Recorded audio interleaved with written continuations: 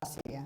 Jadi akan mengalami perpecahan diri, kemudian sel yang baru akan terdesak ke atas ke bagian superficial dan mengalami perubahan bentuk. Kita lihat di sel basal ini bentuk selnya adalah apa ini?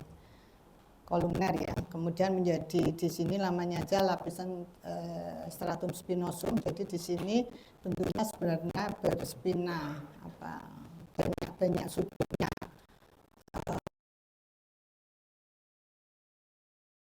Tergantung dari sudutnya. Nah, sudut itu kenapa bisa terjadi sudut? Karena ini ada ikatan antara sel satu dengan sel yang lain melalui desmosum. Ya. Jadi ini ada protein yang mengikatkan sel satu dengan sel yang lain sehingga nanti akan saling terikat. Nah, kekuatan atau ikatan tadi akan mempengaruhi bentuk sel di lapisan spinosum. Makanya disebut spina karena tarikan kan otomatis akan menyudut gitu ya, akan membentuk akan membentuk semacam tanduk kayak gitu. Sehingga disebut lapisan spinosum. Terus nanti di stratum granulosum ini mulai sel-sel mulai membentuk granula vakuola yang berisi bahan lipid lamelar ya. Kemudian nanti dia juga di bagian atas dari stratum granulosum akan mengalami apoptosis. Nah, mulai dari terbentuknya sel baru dari lapisan basal sampai terjadi apoptosis di stratum granulosum berapa lama? Masih ingat?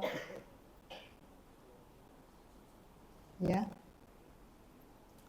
di blok 6 ini mestinya sudah ada, yaitu sekitar 2 minggu atau 14 hari. Nah, kemudian mulai di stratum corneum ini nanti sel akan tertumpuk di sini karena apoptosis, jadi otomatis stratum corneum sudah tidak ada intinya. Ya. Jadi tinggal keratin saja, jadi namanya sudah bukan keratinosit, karena sit kan artinya sel ya, sel yang hidup. Jadi di sini terdapat keratin dan lapisan lemak di antara keratin tadi.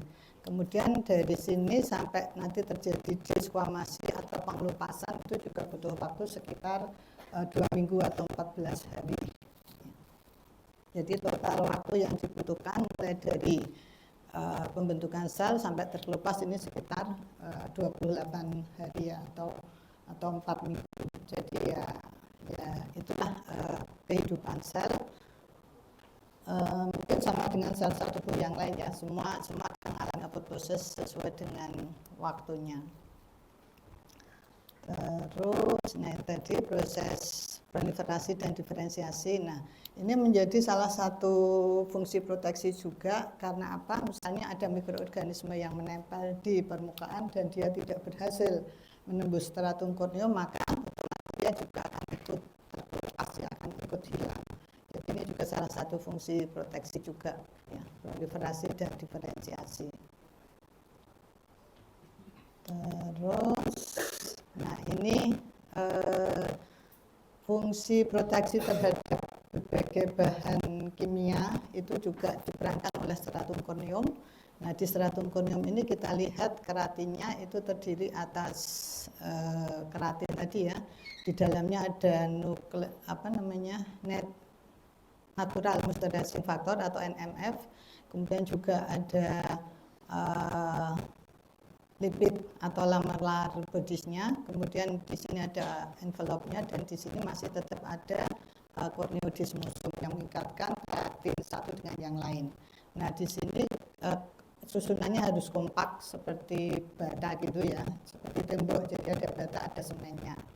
Ya, harus kompak. Nah, kalau semennya kurang atau lipid layernya kurang ya otomatis bahan-bahan iritan, bahan-bahan kimia atau mungkin mikroorganisme akan mudah masuk menembus stratum corneum. Ya, itulah kenapa kita harus selalu menjaga supaya stratum corneum kita selalu kompak, ya, selalu padat, tersusun dengan baik, maksudnya kompak itu ya. Jadi tidak. Nah, contoh kalau kulit kering itu adalah tadi terjadi desquamasi yang tidak beraturan. Itu salah satu bentuk. Jadi kalau kita melihat kulit kering itu sebenarnya terjadi desquamasi yang mungkin berlebihan sehingga otomatis stratum corneumnya tidak kompak.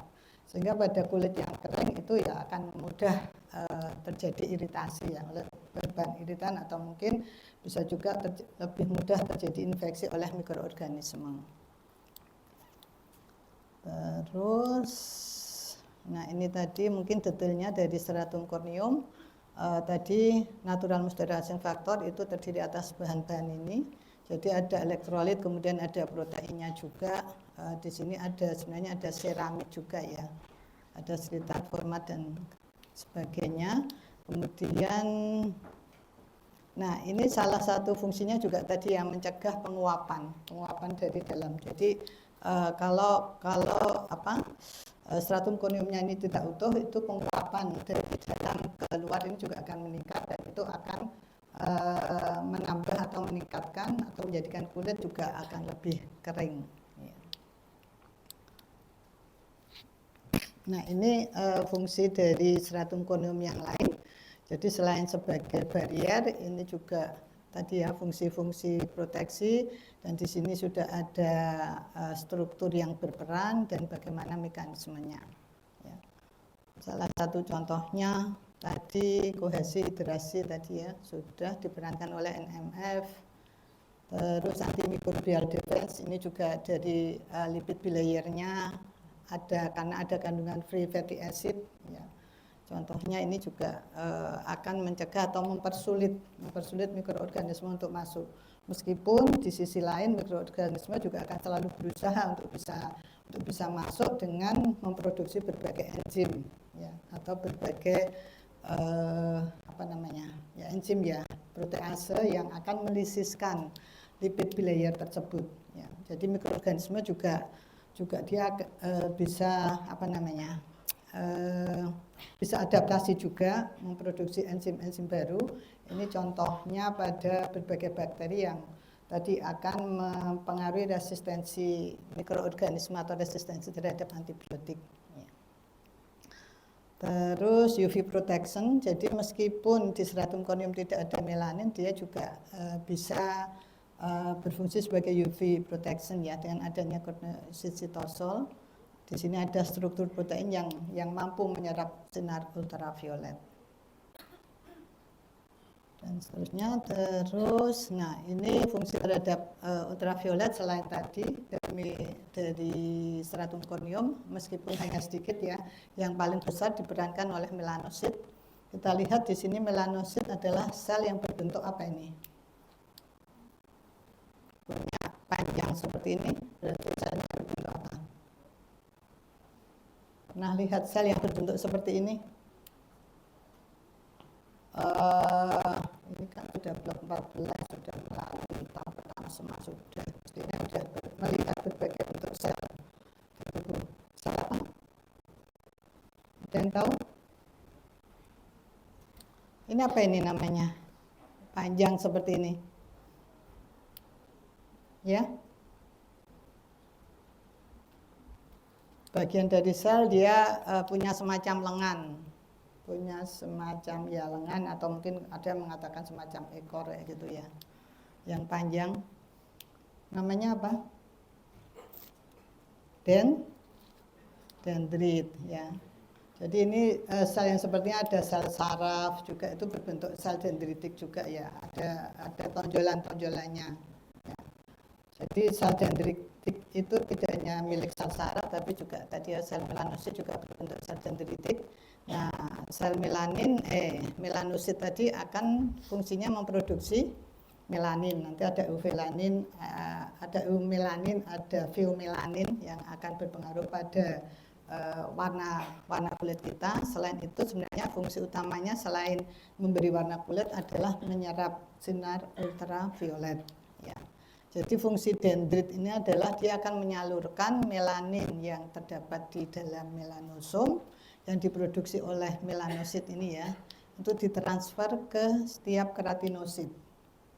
Jadi nanti keratinosit yang ada di epidermis itu meskipun dia tidak memproduksi melanin, tapi dia mempunyai melanin. Ya, melaninnya berasal dari mana ya? Berasal dari melanosit ini ya, yang ditransfer oleh melanosit. Jadi fungsi melanosit adalah selain memproduksi juga dia akan mentransfer melanin ke keratinosit. Jadi satu melanosit bertanggung jawab terhadap referensi mengatakan sekitar 20 sampai 25 keratinosit ya, untuk ditransfer melanin. Jadi ini kita lihat gambarnya, skemanya di sini. Melanin benar-benar berada di atas superficial inti. Jadi memang inti ya yang peka terhadap ultraviolet, karena kalau inti tidak dilindungi terhadap ultraviolet akan terjadi apa? Ya, bisa terjadi kelainan pada DNA-nya ya, pada kromosomnya. Mungkin terjadi mitosis dan sebagainya di kromosom sehingga bisa mempermudah terjadi karsinogenesis. Makanya ini betapa kuasanya Allah ya, sudah mengatur melindungi kita. Setiap sel keratinosit itu sudah dipayungi oleh melanin sehingga ultraviolet yang menembus ke kulit ini tidak mencederai nukleus yang ada di keratinosit ya. Nah, pada orang-orang yang kulit putih itu produksi melaninnya itu akan lebih sedikit ya. Melanositnya jumlahnya sama, tapi produksi atau isi melaninnya ini yang lebih sedikit. Melanosomnya juga sama, tapi isi melaninnya yang lebih sedikit sehingga otomatis paparan ultraviolet ini bisa mencederai nukleus di keratinosit. Oleh karena itu di sana di orang-orang kulit putih itu insidensi basal sel karsinoma, squamous sel karsinoma itu lebih besar daripada kita yang kulitnya sawo matang atau bahkan orang negro yang kulitnya lebih gelap. Ini fungsi proteksi terhadap ultraviolet ya. Terus fungsi proteksi terhadap mikroorganisme juga dibantu oleh flora normal kulit. Jadi tadi selain diperankan oleh stratum corneum, proteksi terhadap mikroorganisme juga diperankan oleh flora normal kulit ya, yaitu berbagai bakteri yang ada di permukaan kulit kita. Nah, ini tergantung dari lokasinya. Di wajah itu bakteri apa yang banyak di situ, kemudian di ketiak, di badan, di kaki, telapak kaki itu berbeda-beda.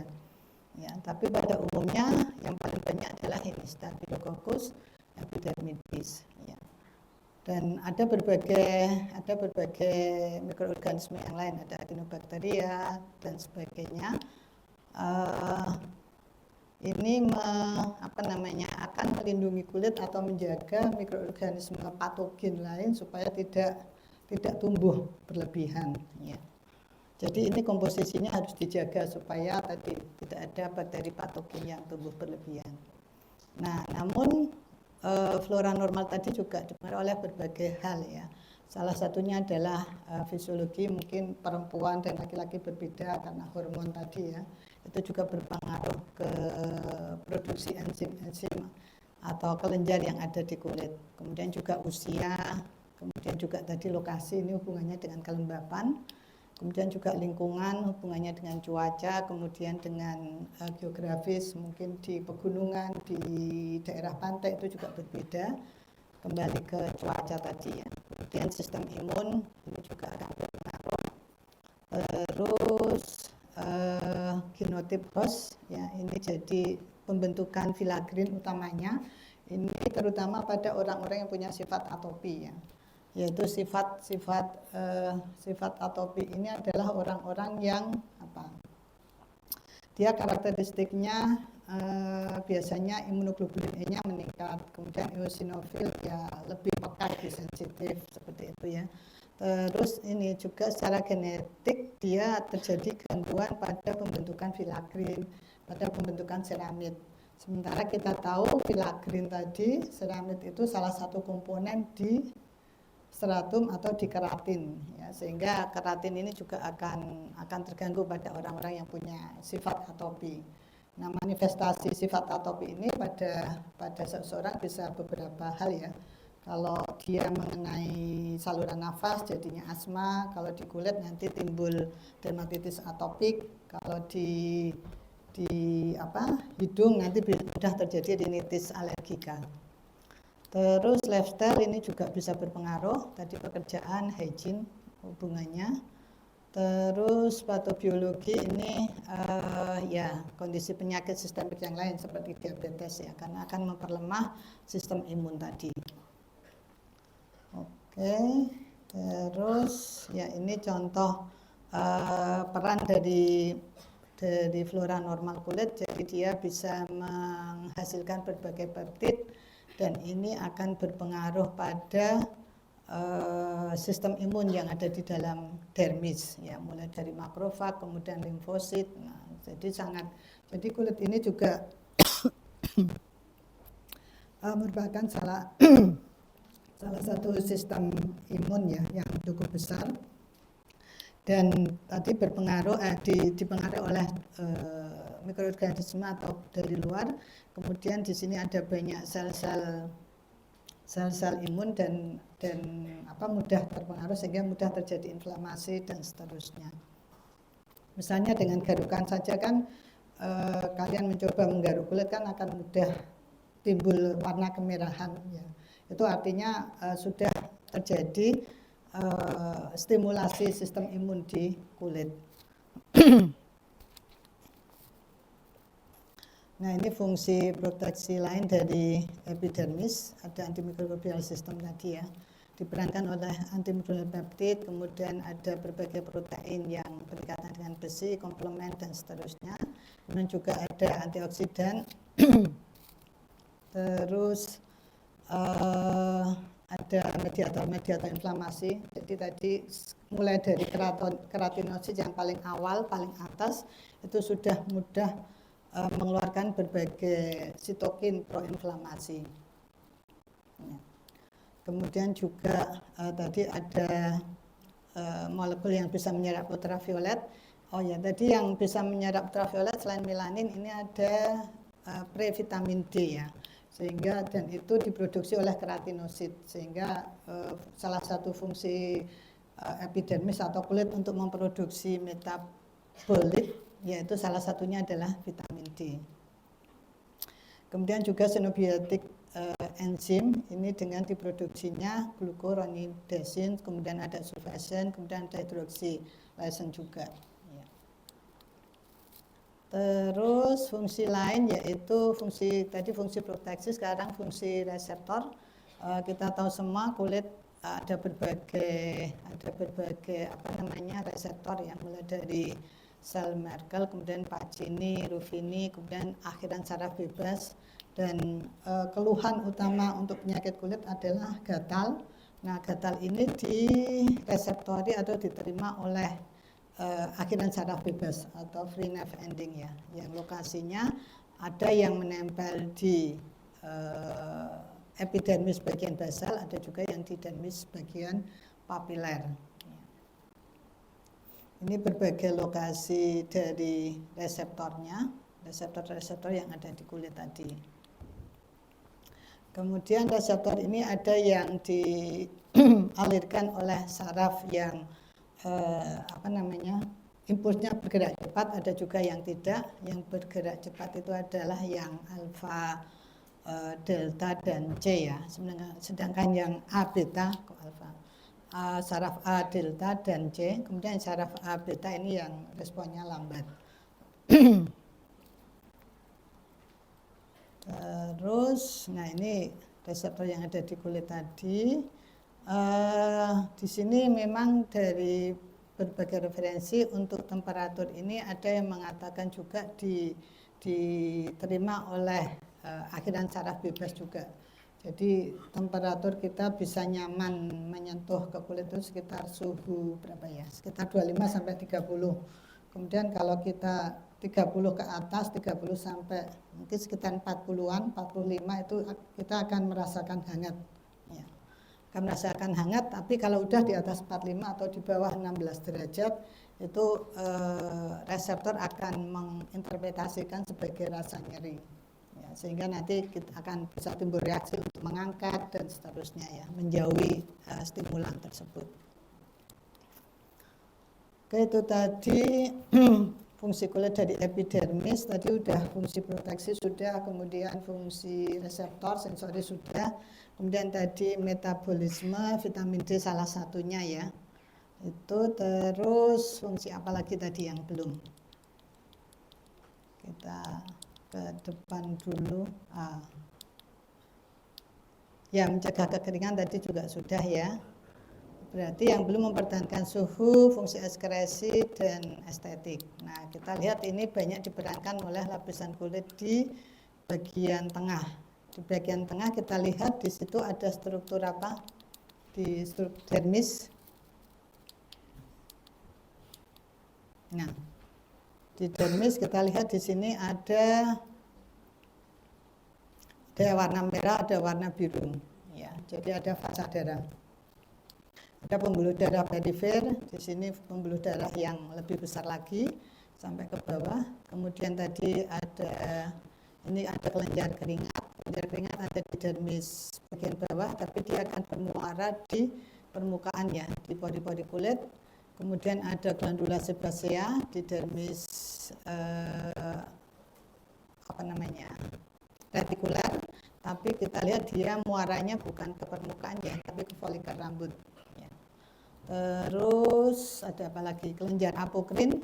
Tadi kelenjar ekrin sudah, sebasea sudah, apokrin itu derivat dari kelenjar ekrin, jadi bentuknya serupa dengan kelenjar ekrin tapi lokasinya yang berbeda. Kelenjar ekrin atau keringat paling banyak di mana? Ya, di telapak tangan, telapak kaki ya. Meskipun kalau kita keringat itu mungkin pada umumnya orang paling banyak ada di mana? Bisa di wajah, dahi, pinggir-pinggir, kemudian di punggung, ketiak, dan seterusnya. Nah, itu karena kelenjar keringat dipersarafi oleh dua sistem ya, sistem adrenergik dan sistem parasimpatis, asetilkolin dan adrenergik. Yang di tangan ini yang lebih banyak yang adrenergik ya. Jadi kalau kita cemas dan sebagainya kan di tangan yang banyak keringatnya. Terus tadi ini fungsi ekskresi, kemudian kita lihat tadi kelenjar sebasea. Pada remaja ini produksi kelenjar sebasea karena hormon androgennya meningkat, yang merupakan salah satu pemicu produksi kelenjar sebasea, maka sebumnya yang merupakan produk dari kelenjar sebasea ini akan meningkat. Ya. Nah, kita lihat kalau produksinya meningkat, sementara salurannya tetap, apa yang akan terjadi? Terjadi sumbatan. Nah, itulah kenapa pada remaja mudah terjadi akne vulgaris. Ya, karena terjadi sumbatan sehingga ya tadi akan terjadi timbunan yang berupa komedo. Komedo tidak bisa keluar ya, nanti akan menekan jaringan kanan kirinya, akan menstimuli keluarnya sitokin proinflamasi sehingga terjadi inflamasi di kulit, akan timbul lesi kemerahan dan seterusnya ya. Sehingga bisa mengundang bakteri yang merupakan flora normal di daerah sini juga. Oke, itu salah satu contoh kenapa kita harus memahami struktur kulit dengan baik ya, supaya tadi bisa mengetahui mekanisme terjadinya penyakit dengan baik juga. Terus ini ada rambut ya, folikel rambutnya ini jauh di dermis, yaitu di bagian dermis retikular, kemudian dia akan keluar menjadi batang rambut. Nah, kita lihat atau perhatikan di sini epidermis dia akan turun menyelimuti, membentuk folikel rambut ya. Jadi sebenarnya rambut ini juga berasal atau bahannya sama dengan epidermis. Kalau di epidermis tadi yang paling luar itu stratum corneum terdiri atas keratin. Nah, pada folikel rambut ini dari stratum basalis, kemudian stratum spinosum, granulosum, kemudian tidak menjadi stratum corneum tapi menjadi batang rambut. Ya, jadi batang rambut ini pun juga nanti tersusun utamanya oleh keratin. Dan keratin inilah yang mengandung banyak nitrogen ya, dan disenangi oleh jamur dermatofita. Contohnya itu, sehingga jamur dermatofita bisa menginfeksi stratum corneum, bisa menginfeksi rambut juga yang bahannya adalah keratin tadi. Itu terus, jadi ini pertumbuhan rambut ini juga dipengaruhi atau berasal dari stratum basalis epidermis ya. Sehingga warna rambut, kenapa warna rambut bisa berbeda-beda ya tadi tergantung dari melanositnya. Karena di epidermis lapisan besar ada melanosit ya. Di folikel rambut pun juga ada melanosit. Ya. Ada melanositnya, dan ini melanositnya cukup banyak di folikel rambut. Ini yang kadang mungkin di beberapa referensi dituliskan bahwa melanosit itu lokasinya di epidermis dan dermis. Nah, di epidermis itu maksudnya ya di lapisan basal epidermis, sedangkan yang di dermis adalah maksudnya di folikel rambut ini. Jadi tidak tersebar di dermis ini ya, tapi di lapisan basal dari folikel rambut yang terletak di dermis tadi. Oke, terus ya ini sebelum ke ya tadi struktur di dermis, antara epidermis dan dermis ini ada yang disebut struktur dermoepidermal junction ya, yang terdiri atas jaringan ikat ya, jaringan kolagen, dan di sini kita lihat ini lapisan basalisnya, ini sel basalnya ya. Kemudian ini yang disebut struktur dermoepidermal junction. Jadi di sini ada lapisan ancoring filamen yang terdiri atas protein ini, tersusun ada pengikatnya protein laminin, kemudian ada kolagennya juga ya. Nah, ini di sini kolagen 7 ya, ada di struktur dermoepidermal junction atau di lamina basalis. Nah, ini kolagen 7 itu menjadi salah satu salah satu protein yang dimaui oleh yang akan diikat oleh imunoglobulin E pada berbagai penyakit autoimun. Contohnya pada lupus eritematosus kutan ya. Nah, pada lupus ada penyakit autoimun, jadi di sini nanti akan terjadi ikatan antara protein kolagen ini dengan imunoglobulin E biasanya ya, sehingga akan terjadi inflamasi dan seterusnya. Nah, sementara kolagen 7 ini tidak hanya ada di kulit, tapi juga ada di jaringan ikat pembuluh darah di ginjal, di hepar, mungkin di paru dan seterusnya. Sehingga kenapa pada sistemik lupus eritematosus itu juga bisa terjadi peradangan di berbagai organ tadi. Oke, terus ini yang akan memperkuat tadi ya, memperkuat atau membatasi epidermis dan dermis. Nah, di dermis sendiri tadi di sini kita lihat ini tampaknya kosong gitu ya, nggak ada sel-selnya. Hanya kita lihat ada pembuluh darah, kemudian ada serabut saraf, ada kelenjar keringat. Namun sebenarnya dermis ini ada juga selnya. Sel yang menghuni dermis utamanya adalah ini sel fibrosit. Ya, kalau sudah matang, apa fungsi sel fibrosit? Akan menghasilkan berbagai jaringan ikat. Ada elastin, ada limfosit, ada kolagen. Ya. Paling utama adalah itu. Kemudian di dermis juga bisa terdapat berbagai sel seperti makrofag, limfosit. Namun ini sebenarnya bukan sel penghuni asli dermis. Karena limfosit itu tempat aslinya di mana? Paling sering dia terdapat di mana? Seharusnya di pembuluh darah. Ya, ini pembuluh darahnya. Ya.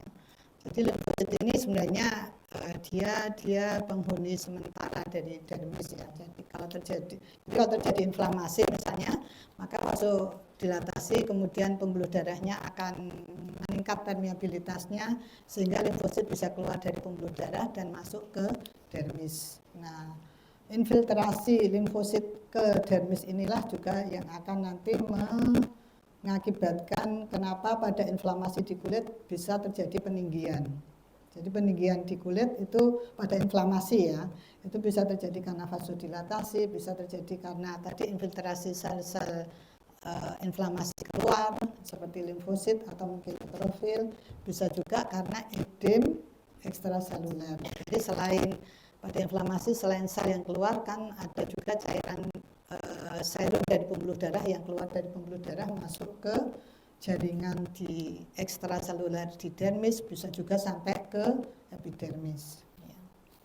Itu. Nah, jadi di dermis ini sebenarnya tidak kosong gitu ya, tapi ada fibrositnya yang dia akan memproduksi elastin, akan memproduksi kolagen. Nah, fungsi elastin dan kolagen apa? Ya, jadi ya tadi kekencangan di kulit ya. Kalian usia berapa ini? 20-an mungkin ya. saya udah 50 lebih, jadi saya udah mulai kendor. Nah ini mungkin karena fibrositnya sudah, produksi kolagennya sudah mulai berkurang. Jadi untuk meningkatkan tadi ya, sekarang banyak intervensi untuk menyuntikkan kolagen dan seterusnya. Ya itu kalau tadi ya, jadi membantu fungsi fibrosit yang sudah berkurang produksinya sehingga diinjeksikan kolagen di dermis. Oke, terus ini komponen dermis, jadi ada berbagai hal tadi sudah kita bahas. Nah ini fungsi dermis tadi dengan adanya berbagai komponen tadi ya, ini ada berbagai fungsi yang diperankan. Jadi dengan adanya jaringan ikat kolagen tadi bisa juga sebagai bantalan, shock breaker, kemudian ya fungsi kosmetik juga bisa ya. Terus elastisitas tadi. Kemudian kalau proteksi ini khusus di kuku ya, kuku itu juga sama dengan rambut, nanti kita lihat. Kemudian ini subkutan, apokrin. Nah tadi kelenjar apokrin kita lihat di sini langsung aja. Ini berbagai protein ya, yang ada di extracellular matrix. Nggak usah dibaca aja. Terus ini salah satu contoh kelainan pada dermis akibat pembentukan dermis yang terganggu. Contohnya ini pada kalau pembentukan kolagennya terganggu, ya seorang bayi aja wajahnya udah seperti orang tua. Ya. Karena tadi pembentukan kolagen elastiknya yang terganggu. Ini juga ya, contohnya. Kemudian subkutan itu lebih banyak lemaknya, jadi fungsinya lebih ke meredam trauma, penyimpanan kalori maupun panas. Tadi sel-selnya di subkutan ada adiposit yang memproduksi sel lemak, fibrosit juga masih ada. Kemudian ada sel mas yang sebenarnya berasal dari pembuluh darah ya. Tapi pada kondisi tertentu dia akan keluar dan bisa masuk sampai ke subkutan. Kemudian komponen tambahnya tadi sudah kita bahas, kelenjar ekrin, kelenjar apokrin, kelenjar lemak. Nah, kelenjar apokrin, saya langsung ke kelenjar apokrin aja. Nah, di sini paling sering tadi ya, sebenarnya ini derivat dari kelenjar ekrin, tapi produknya itu agak berbeda. Kalau di sini jernih, di sini lebih kental dan sebenarnya aslinya tidak berbau. Ya, tadi paling banyak di aksila, areola mame dan di daerah genital. Bisa juga tadi di palpebra juga ada ya, itu kan yang diferensiasi dari granulomon. Kemudian di telinga diferensiasi granula seminosa. Jadi kenapa di yang telinga itu ada semacam lapisan minyak kayak gitu ya. Terus di kulit ini dia produknya berupa cairan yang agak kental namun tidak berbau. Nah, pada beberapa orang kadang tampaknya berbau, kadang disebutkan menjadi kadang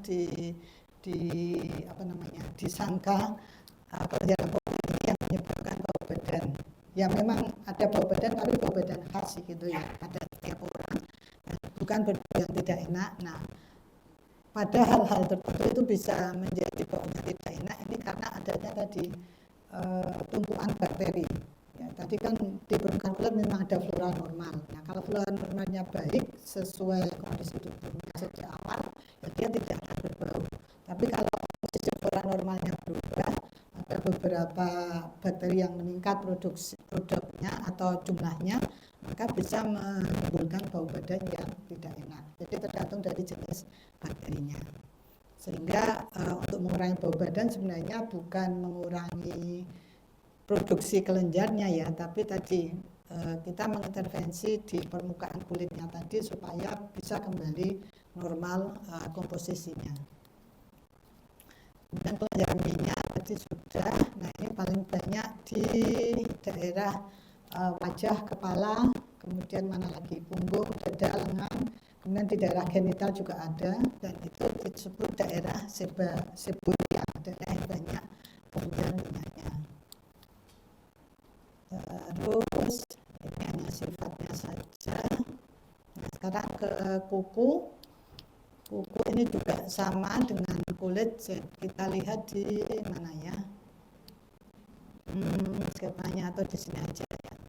Di sini ada epidermis di permukaan kulit, dan epidermis ini akan menyelimuti bagian lunula, ya, bagian lunula, dan di sini lapisan basalnya tetap akan memproduksi sel basal, akan berproliferasi, kemudian menjadi stratum granulosum, spinosum, dan korneumnya berubah menjadi lempeng kuku ini. Jadi kuku ini juga sama bahannya, asalnya juga dari lapisan basal tadi ya, lapisan basal epidermis, kemudian stratum korneumnya berdiferensiasi dari spinosum, granulosum, korneum, tidak menjadi korneum tapi menjadi lempeng kuku. Jadi bahan utamanya kuku pun juga sama dengan stratum korneum, sama dengan rambut, ya, yaitu keratin. Ya, ini ya, bahan utamanya adalah keratin, sehingga bisa juga diinfeksi oleh jamur golongan dermatofita. Nah, ini berbagai bentuk kelainan kuku yang bisa disebabkan oleh reaksi dermatitis, kemudian bisa karena infeksi. Dermatitis ini maksud saya dermatitis non infeksi ya, bukan karena mikroorganisme tapi karena peradangan. Peradangannya karena apa? Pada umumnya belum diketahui pasti. Ya. Ada beberapa peradangan yang sudah diketahui faktor resikonya ya, tapi ada juga atau masih banyak penyakit yang belum diketahui pasti kausanya. Ini onychomycosis karena jamur, kemudian ini karena iritasi atau karena alergi ya. Jadi juga bisa berpengaruh ke bentuk kuku ya tadi, karena asalnya kan juga dari epidermis, dari sel basal ya. Jadi kalau pabriknya atau mungkin pada waktu diferensiasi tadi ada gangguan, ya otomatis hasil atau produknya juga bisa terganggu. Ini tentang rambut. Ya, di sini yang kita perhatikan bahwa rambut itu juga ya sama, punya siklus juga. Kuku tadi juga ya akan tumbuh kira-kira berapa, pernah ngamati nggak berapa mili dalam waktu 1 minggu, 1 bulan. Potong kuku kan setiap kalau bisa setiap hari Kamis ya atau Jumat. Nah, paling enggak 1 mili mungkin ya setiap minggunya. Memang kuku tangan lebih cepat pertumbuhannya daripada kuku kaki. Nah, untuk rambut dia juga mempunyai siklus pertumbuhan juga ya, dari folikel rambut di bagian bulbus ini. Nanti ada fase anagen, fase katagen, dan fase telogen. Terus di rambut ini juga dia di beberapa tempat berikatan dengan atau berhubungan ya, bukan berikatan, berhubungan dengan musculus erector pili yang merupakan otot polos, sehingga kenapa di beberapa tempat rambut bisa tampaknya berdiri ya, karena adanya musculus ini. Nah, ini siklus rambut, ada fase pertumbuhan, fase antara atau resolusi, dan fase istirahat. Ya.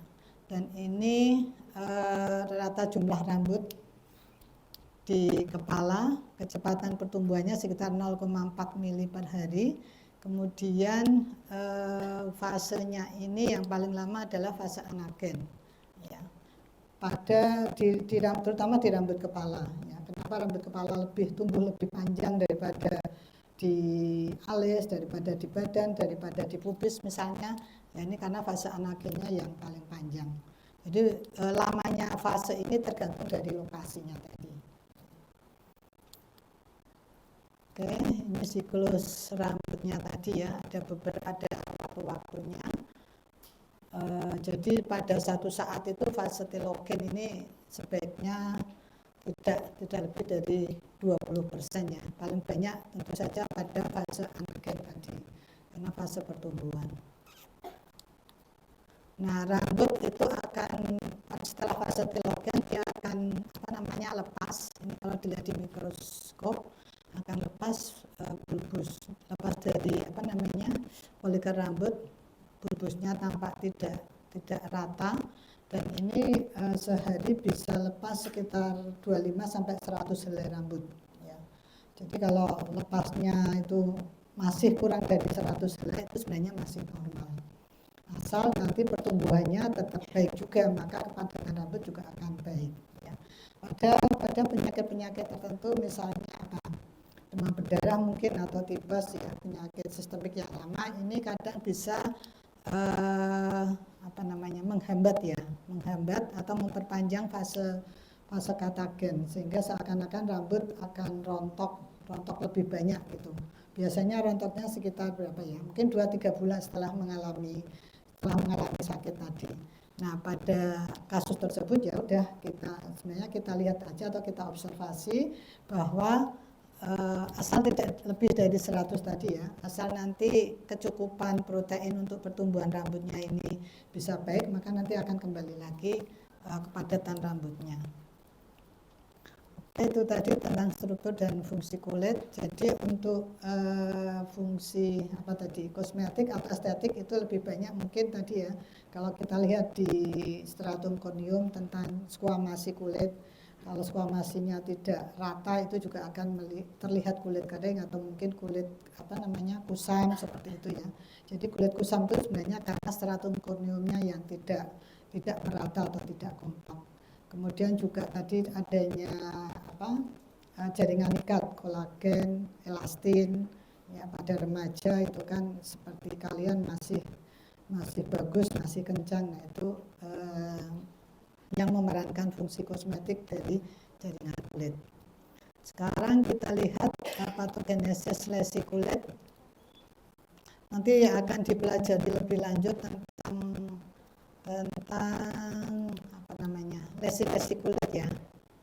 Di sini ya, ini terjadinya berbagai kelainan atau patogenesis dari kulit tadi. Yang pertama terjadinya hiperkeratosis. Jadi stratum corneumnya yang meningkat. Kenapa terjadi peningkatan stratum corneum? Ketebalan stratum corneum maksud saya ya. Nah, ini bisa terjadi karena mungkin proliferasi. Kan tadi asalnya dari sel basal ya. Berarti kemungkinan sel basalnya produksinya meningkat atau mungkin squamasinya yang tidak baik. Sehingga akan terjadi hiperkeratosis. Terus di epidermis, di lapisan granulosum ke bawah, ini bisa keratinositnya bisa meningkat jumlahnya, yang disebut hiperproliferasi. Kemudian kalau hiperplasi, ya hiperplasi meningkat jumlahnya ya. Kalau ukurannya yang meningkat apa? Hipertrofi ya. Jadi ini hiperplasi adalah jumlahnya yang meningkat di keratinosit di epidermis ya. Ini contohnya pada lesi papul, plak, nodul. Kenapa bisa terjadi peningkatan? Ya tadi mungkin lapisan basalnya, proliferasinya yang meningkat tadi ya, atau mungkin proliferasinya diferensianya yang terhambat. Terus inflamasi, perubahan inflamasi, berbagai jenis inflamasi itu bisa menyebabkan berbagai bentuk lesi. Ini kita lihat langsung di sini aja lah. Nah, mungkin langsung aja ya, ada lesi perubahan warna. Jadi di permukaan kulit itu bisa terjadi perubahan warna. Mungkin kalian bisa melihat ke tubuh kalian masing-masing, ada enggak perubahan warna di kulit? Mungkin mulai dari nevus, bercak hitam atau tai lalat yang datar. Ya, itu disebabkan karena apa kira-kira? Bisa terjadi karena tadi melanositnya yang meningkat. Ya, warna tadi kan diperankan atau yang bertanggung jawab terhadap warna kulit adalah melanosit ya.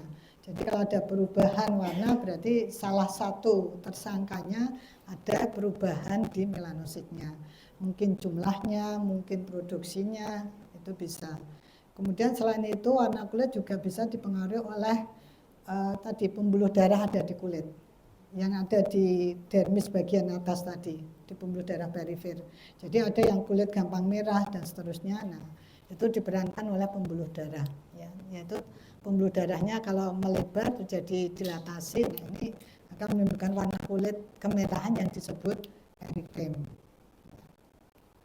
Terus bisa juga perubahan warna terjadi karena ekstravasasi eritrosit. Jadi eritrosit yang aslinya tempatnya di pembuluh darah, karena tadi faktor mungkin ada peradangan di pembuluh darah, permeabilitasnya meningkat, eritrositnya akhirnya keluar dari pembuluh darah menuju ke jaringan ekstraseluler. Ya. Nah itu tumpuan eritrosit di situ juga akan menimbulkan warna merah di permukaan kulit. Nah, warna merah karena ekstravasasi eritrosit ini disebut purpura. Ya. Jadi beda, ada eritem, ada purpura. Ya. Nah, purpura ini nanti terbagi lagi ada, kalau purpura itu kalau diameternya miliar ya, kecil-kecil sekitar 1-25 mili. Kemudian kalau lebih besar, peteki yang kecil ya. Kemudian purpura yang sekitar 2-5 mili, lebih besar lagi nanti ekimosis. Ya, itu. Kemudian ada juga warna kulit yang mungkin sejak kecil ada juga yang tampak orang mengatakan seperti urat gitu. Padahal itu sebenarnya adalah pembuluh darah perifer yang disebut telangiectasis. Ya. Ada semacam urat warna merah, garis gitulah, garis berkelok-kelok warna merah tipis gitu. Nah itu adalah pelibaran darah perifer. Itu disebut telangiectasis. Ini bisa secara bukan kongenital ya kongenital sejak kecil, bisa juga akibat pemakaian kortikosteroid. Ya. Jadi kalau kalian memakai kosmetik, kadang atau mungkin sering sih nggak disebutkan di ingredientnya ya bahwa dia mengandung steroid. Tapi kalau nanti lama-lama pakai krim tadi kok timbul telangiectasis, itu menandakan bahwa krimnya tadi kemungkinan mengandung steroid. Terus ada infak. Infak ini adalah nekrose jaringan. Nah, infak ini nanti nekrose, jadi sel-selnya mati. Nekrose itu mati, dia warnanya biasanya seperti kalau kulit kena panas. Ya. Entah itu air panas, minyak panas, atau mungkin barang yang panas. Ya. Warnanya kan kehitaman. Beda dengan warna hitamnya akibat melanosit. Ya, akibat melanosit. Jadi di sini nanti disebut nekrose. Jadi nekrose ini khusus untuk jika kulitnya mati, matinya itu semacam mati apa ya? Bukan mati apoptosis juga, tapi mati karena panas tadi. Dan nekrose ini tidak hanya karena reaksi panas, tapi bisa juga karena infeksi. Suatu mikroorganisme atau bakteri tertentu bisa juga menyebabkan nekrose di jaringan kulit maupun jaringan tubuh yang lain. Terus bisa juga disebabkan oleh deposit metabolit. Jadi ada beberapa kelainan, misalnya deposit metabolik lemak yang dia depositnya meningkat sehingga dari permukaan kulit tampak warna kekuningan. Ya, itu biasanya terjadi pada orang mungkin seringnya sih usia 40 ke atas dan di palpebra daerah palpebra atas biasanya ya. Itu yang disebut santelasma. Jadi ini perubahan warna kulit bisa disebabkan oleh beberapa hal ini ya. Itu terus papul. Nah, lesi papul atau peninggian pada kulit. Kenapa kulit bisa tampak menonjol? Apa yang terjadi sebenarnya di struktur kulitnya? Nah, ini bisa terjadi karena inflamasi. Inflamasi nanti ditandai atau pada inflamasi bisa terjadi edem, bisa terjadi edem itu bengkak ya. Nah, kenapa bisa terjadi bengkak? Tadi bisa terjadi karena timbunan cairan, bisa karena infiltrasi sel-sel tadi, bisa karena vasodilatasi ya. Sehingga nanti akan menimbulkan tanda-tanda edem. Ini ya, infiltrasi sel-sel peradangan, atau bisa juga terjadi akibat hiperplasi atau pertumbuhan yang meningkat. Ada beberapa penyakit kulit yang mengakibatkan terjadinya pertumbuhan yang meningkat pada epidermis. Ya. Contohnya pada psoriasis, pada infeksi HPV, verruca, kondiloma, dan seterusnya. Itu terjadi hiperplasia sel. Atau tadi timbunan deposit tadi, kalau timbunannya meningkat, banyak, maka akan timbul lesi yang meninggi. Contohnya tadi mungkin yang paling sering adalah komedo, kemudian tadi ya santelasma, kemudian pada lipom, kista aterom dan sebagainya. Itu terjadi timbunan deposit. Kalau lesinya kecil maka disebut papul, tapi kalau luas maka disebut plak ya. Luas itu lebih dari 1 cm. Jadi di sini cut off point-nya adalah 1 cm. Tadi batasnya sekitar 1 cm. Ya. Papul, plak. Tapi memang ada beberapa buku yang menyebutkan setengah senti ya. Itu antara setengah sampai 1 cm. Kemudian nodul. Nah, nodul ini sebenarnya bisa tampak ada peninggian, bisa juga tidak tampak peninggian. Ya, di sini tidak tampak peninggian, tapi di sini bisa tampak peninggian. Ini yang disebut exophytic, kemudian yang disebut endophytic nodul. Nah, bagaimana membedakan nodul dengan papul? Kalau papul tadi kan juga terjadi peninggian juga ya, pada papul plak ini terjadi peninggian dan gangguannya tadi bisa di epidermis sampai ke dermis atas. Ya, pada plak juga gangguannya terjadinya di epidermis atau epidermis atas bagian papiler. Nah, kalau pada nodul itu kelainannya adalah sebagian besar di dermis, mulai dermis papiler, retikuler, bahkan bisa sampai ke subkutis. Itu untuk membedakan antara papul dan nodul. Nah, pada endophytic nodul itu karena dari permukaan tidak tampak ada peninggian, maka untuk memastikannya kita harus melakukan palpasi. Ya. Kalau dan untuk memastikan atau membedakan apakah ini nodul atau papul juga dengan palpasi tadi. Jadi kalau pada papul kita akan bisa merasakan bahwa peninggiannya atau tonjolannya itu di permukaan. Tapi kalau pada nodul tadi masanya atau akan teraba massa atau teraba gangguan itu lokasinya lebih dalam, yaitu di bagian dermis bisa sampai ke subkutis. Ya. Contohnya kalau di epidermis atau akantoma verruca ini kadang ada yang juga menyebutkan nodul, padahal verruca ini sebenarnya papul ya. Bukan, kalau verruca ini lebih tepatnya sebenarnya papul karena kelainannya hanya di epidermis. Terus dermatofibrom itu ya nodul, granuloma, erythema nodosum ya. Ini pada contoh-contoh kasusnya. Lipom, santum itu kan timbunan massa di daerah dermis sampai ke subkutis ya, sehingga lesinya berupa nodul. Terus, nah vesikel ini adalah lesi yang berisi cairan. Kalau mulai dari papul, plak, nodul tadi padat gitu ya. Tapi kalau vesikel bula itu berisi cairan. Pustul ini cairannya pustul isi cairan pus. Kalau vesikel bula isinya cairan serum atau cairan ekstraseluler. Jadi warnanya jernih. Nah, kenapa bisa terjadi lesi vesikel? Ini ada beberapa mekanisme. Yang pertama karena peradangan, karena infeksi. Contohnya pada infeksi bakteri. Jadi karena bakteri menstimuli proses inflamasi di daerah epidermis sehingga terjadi peradangan, dan peradangannya ini atau timbunan cairannya ini dominan gitu ya, sehingga akan terjadi lesi vesikel. Kemudian pada peradangan ini timbunan cairannya adalah di luar sel, jadi disebut edem interseluler di antara sel satu dengan sel yang lain. Karena kan tadi cairannya berasal dari pembuluh darah ya, kemudian probabilitasnya meningkat menembus dinding pembuluh darah dan dia akan berada di ruang-ruang intersisial atau ruang intersel di antara sel satu dengan sel yang lain, sehingga disebut edem interseluler. Ya, ini yang disebut dengan spongiosis. Ya, jadi spongiosis itu adalah proses edem interseluler. Contohnya pada kasus dermatitis dan seterusnya. Kemudian tadi kita lihat di keratinosit di epidermis, keratinosit satu dengan yang lain kan tadi diikat oleh protein ya, yang disebut dengan desmosom.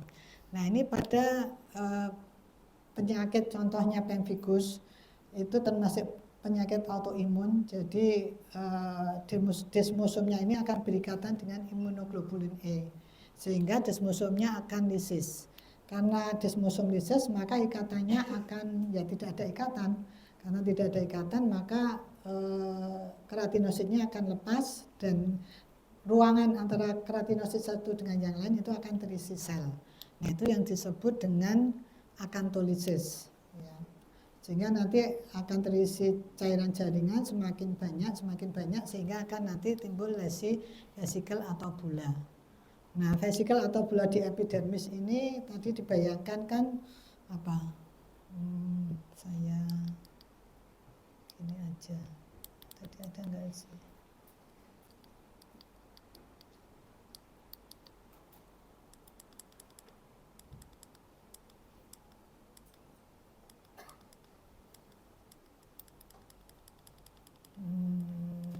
Di epidermis. Ya.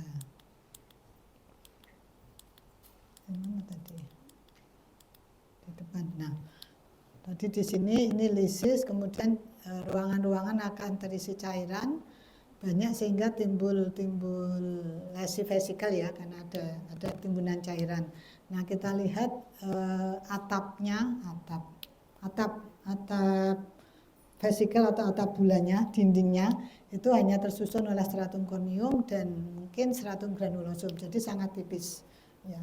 Nah, karena sangat tipis maka dengan sentuhan ini bisa pecah. Sehingga kadang kita pada penyakit-penyakit tertentu sudah tidak bisa melihat adanya vesikel atau bula ya. Kalau pembentukan vesikel bulanya di epidermis. Karena tadi dindingnya tipis, mudah pecah sehingga pada waktu periksa kita melihatnya adalah sudah pecah, sudah robek, berarti ada perlukaan ya, berupa perlukaan itu. Nah, karena ikatan atau lisisnya desmosom ini, maka sel di sini tidak terikat oleh desmosom, maka selnya kalau dia terikat kan akan berbentuk tadi ya, ada semacam tanduknya gitu ya, spina seperti itu. Nah, kalau tidak ada ikatan maka selnya kira-kira bentuknya apa?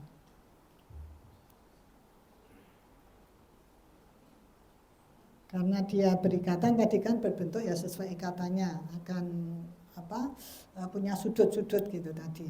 Tapi kalau ikatannya lepas, kira-kira bentuk selnya jadi apa? Bulat. Ya.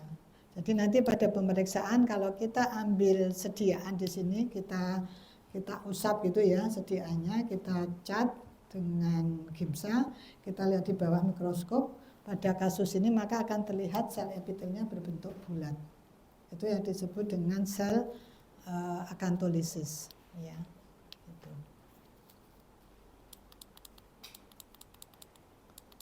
Oke, tadi di vesikel ya, di belakang banyak.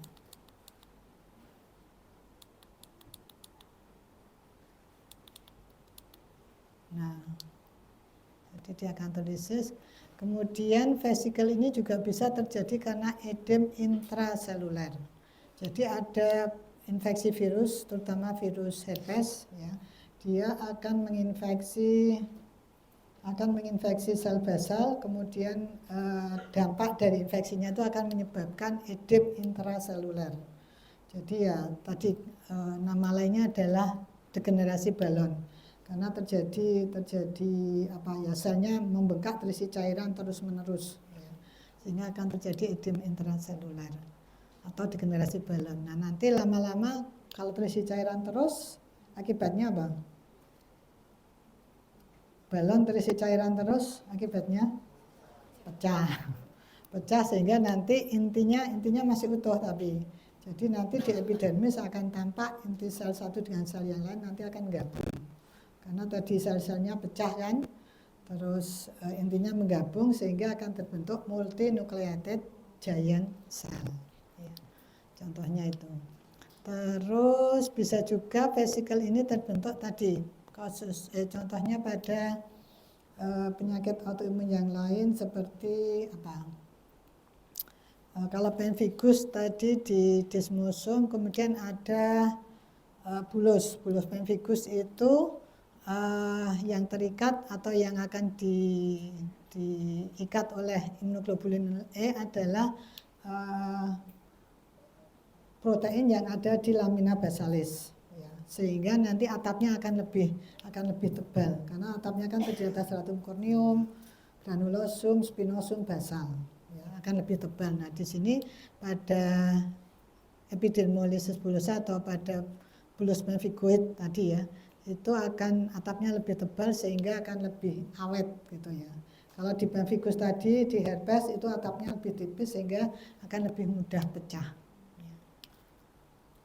Itu terus lesi yang lain. Nah, ini yang disebut perlukaan tadi. Contohnya tadi pada vesikel yang pecah maka akan terjadi perlukaan. Kalau perlukaannya hanya sampai epidermis, ini yang disebut dengan erosi. Tapi kalau sampai ke dermis bahkan sampai ke subkutis, ini yang disebut dengan ulkus. Ya, jadi bedanya hanya kedalamannya saja. Kemudian ada juga perlukaan yang bentuknya celah. Ya, ini yang disebut dengan fisura. Nah, fisura ini biasanya terjadi pada kulit-kulit yang tebal ya, yaitu kulit di lapisan palmar, telapak tangan maupun di pelantar atau telapak kaki. Oh ya, di telapak tangan tadi kenapa kulitnya tebal, tampak tebal? Beda dengan kulit bagian tubuh yang lain. Ada stratum apa? Masih ingat blok 6? Tadi lupa nggak kita bahas. Stratum apa? Stratum lucidum. Lokasinya di mana? Maksud saya di lapisan mana? Lapisan epidermis bagian mana? Tadi kan epidermis sebenarnya terdiri atas 4 ya, basal, spinosum, granulosum, corneum. Nah, lucidum ini terdapat di bagian mana?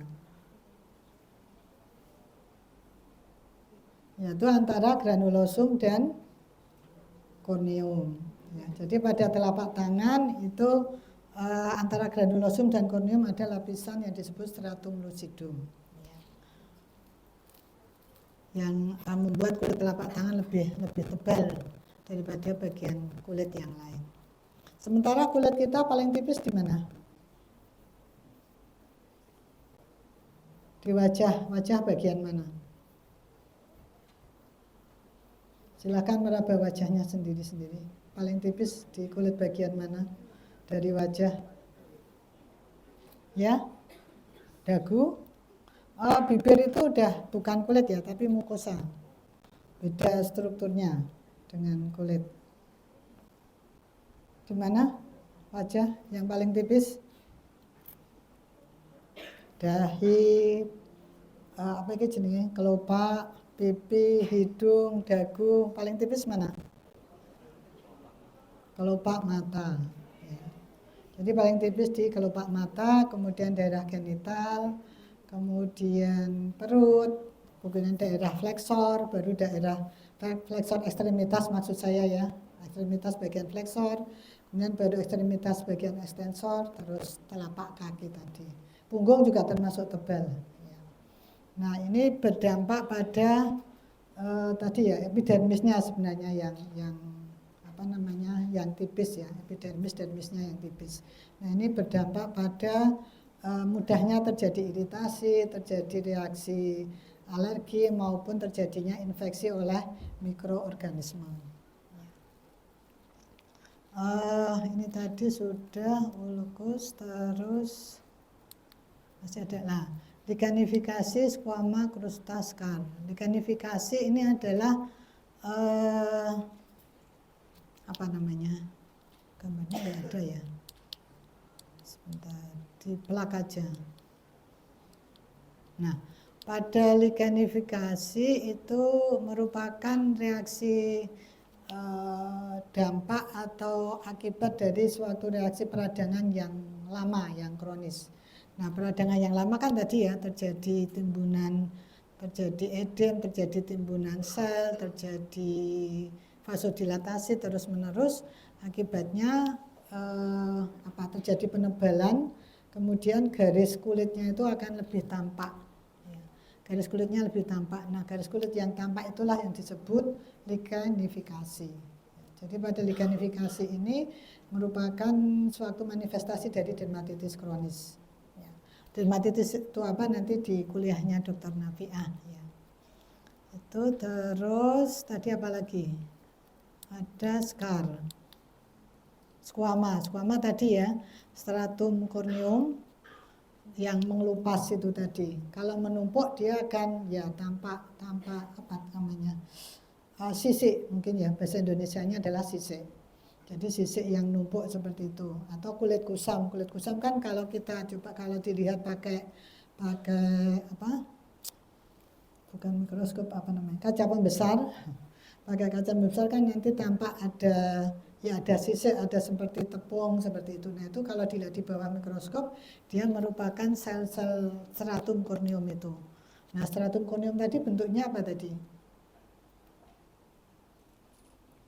Bentuknya tetap ya poligonal, ada juga yang pipih, sebagian besar pipih. Jadi kalau kita lihat di bawah mikroskop maka squama ini akan terbentuk kumpulan sel-sel yang pipih atau sebagian poligonal, beberapa sudut gitu. Terus dia tidak ada intinya. Ya. Nah ini kalau menumpuk akan akan berwarna putih atau mungkin tergantung penyakitnya. Ada yang menumpuk tebal warnanya jadi keabuan. Kalau di kepala pada ketombe dermatitis seborrheic itu warnanya agak berminyak karena tadi ya ada glandula sebasia yang banyak di daerah kepala sehingga nanti squamanya warnanya agak kekuningan. Ya, itu. Jadi tergantung dari gangguannya atau penyakitnya. Kemudian krusta. Krusta ini adalah cairan yang sudah mengering. Contohnya mungkin kalau kamu pernah jatuh, luka, yang pertama keluar apa? Darah. Kemudian darahnya mengering warnanya apa? Hitam. Nah itulah warna hitam, massa warna hitam itulah yang disebut krusta. Ya, jadi krusta adalah tadi cairan yang keluar dari tubuh, kemudian ada di permukaan kulit, kemudian mengering. Ya. Nah kalau warnanya hitam berarti dia adalah darah, kalau kuning berarti berasal dari serum, kalau kecoklatan atau mungkin kuning kehijauan ini mungkin pus gitu ya. Ada juga tadi yang berwarna kuning ya, mengkilat ini pada impetigo tadi yang berupa serum tadi. Ya. Itu krusta. Jadi warna krusta ini menentukan asal cairannya sehingga kita bisa memperkirakan kedalaman dari perlukaannya. Jadi mestinya kalau ada krusta kita tahu itu cairan berarti mestinya di bawah krusta ada suatu perlukaan. Ya, itu. Nah perlukaannya sedalam apa? Ya tergantung dari warna krustanya tadi. Kalau misalnya keluar warnanya hitam, itu artinya berasal dari darah, berarti perlukaannya sampai kedalaman apa? Lapisan apa? Dermis. Ya, misalnya seperti itu. Tapi kalau krustanya hanya warna kuning, berarti perlukaannya sedalam apa? Berwarna kuning. Artinya berasal dari cairan serum atau cairan jaringan. Berarti perlukaannya sampai sedalam apa? Kan di epidermis nggak ada pembuluh darah. Jadi mestinya hanya sampai epidermis saja. Jadi mestinya berupa erosi. Kalau warna krustanya adalah kekuningan. Itu kira-kira ya menganalisisnya. Kemudian scar. Scar ini adalah hasil akhir proses penyembuhan luka. Berbentuk massa padat dan biasanya ditandai dengan hilangnya sebagian atau seluruh apendik kulit. Jadi kalau kalian luka yang terbentuk sekar ini biasanya luka yang lukanya itu sampai kedalaman dermis. Kalau hanya sampai epidermis kira-kira bisa kembali ke kulit normal enggak? Ya, tadi kita tahu epidermis kan ada sel basal ya, yang dia akan tumbuh terus. Jadi kalau lukanya hanya sampai sedalam epidermis, maka tidak akan terjadi bekas luka. Karena kulit akan tumbuh seperti semula sehingga akan menutup seperti semula. Tapi kalau lukanya sampai ke dermis, ya, sampai ke dermis, maka ini akan terjadi mungkin kalian sudah di blog apa ya? Tentang wound healing. Proses wound healing di blog apa? Udah dipelajari kan? Ya. Nah, itu di sana nanti akan terjadi pembentukan mulai dari pertumbuhan dari tadi lapisan dermis, ada fibrosit dan seterusnya, sehingga nanti di bagian atas itu mungkin karena tadi lukanya sampai dermis, misalnya kelenjar keringat, kelenjar folikel rambut bisa jadi tadi ya hilang, sehingga nanti akan diganti oleh jaringan ikat saja, oleh kolagen, elastin, kemudian ditutup oleh epidermis. Ya. Jadi folikelnya nggak ada, kelenjar keringatnya nggak ada, otomatis glandula sebasianya juga nggak ada. Ya. Nah ini kalau tumbuh terus fibrositnya, ada beberapa yang disebut keloid ya, pada proses penyembuhan luka tadi, fibrositnya akan memproduksi kolagen terus, memproduksi elastin terus, atau jaringan ikat terus menerus, sehingga akibatnya malah terjadi penonjolan. Itu yang disebut dengan keloid. Ya. Tapi kalau pembesarannya tadi hanya sebatas luka, maka itu masih yang disebut dengan scar saja atau hipertrofi scar. Tapi kalau pertumbuhannya tadi melebihi ukuran sel, itu baru ukuran luka semula, itu baru yang disebut dengan keloid. Ya. Oke, ini scar, keloid, krusta sudah. Ya, sudah selesai. Ada yang mau ditanyakan sampai di sini? Tidak ada. Mudah-mudahan bisa mengingatkan kembali, menyegarkan kembali tentang sistem integumentum. Kemudian tadi yang penting fungsi-fungsinya ya, fungsinya apa, diperankan oleh siapa, bagaimana mekanismenya, kemudian juga tadi beberapa mekanisme terjadinya lesi di kulit. Ya. Nanti mungkin Dr. Nafiah akan membahas lebih dalam tentang lesi-lesi kulit ini.